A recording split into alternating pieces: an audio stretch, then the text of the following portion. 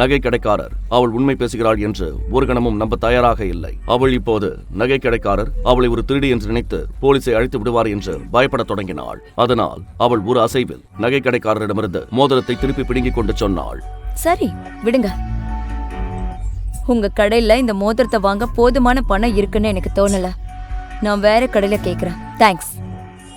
இதற்கு பிறகு மீரா அங்கிருந்து கிளம்பினாள். ஆனால் அவளுடைய காலடிகள் இப்போது மிக வேகமாக நகர்ந்தன.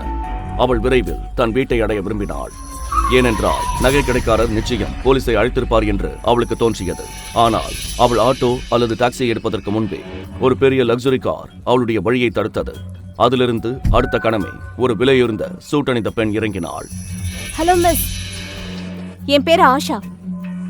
நீங்க இப்ப விக்க ட்ரை பண்ணீங்கல்ல, அந்த மோதிரம் அது எங்க கிடைச்சதுன்னு சொல்ல முடியுமா? இதை கேட்டதும் மீராவின் இதயம் வேகமாக துடிக்கத் தொடங்கியது. அவள் இப்போது புரிந்து கொண்டாள், இந்த மோதிரம் அவளை ஒரு பெரிய பிரச்சனையில் சிக்க வைத்தது என்று. அதனால் அவள் மோதிரத்தை எடுத்து ஆஷாவை நோக்கி நீட்டி கெஞ்ச ஆரம்பித்தாள். பாருங்க, நான் உண்மைதான் சொல்றேன். நான் மோதிரத்தை திருடல. அன்னைக்கு ஹோட்டல் இம்பீரியல் ரூம்ல தான் எனக்கு மோதிரம் கிடைச்சது.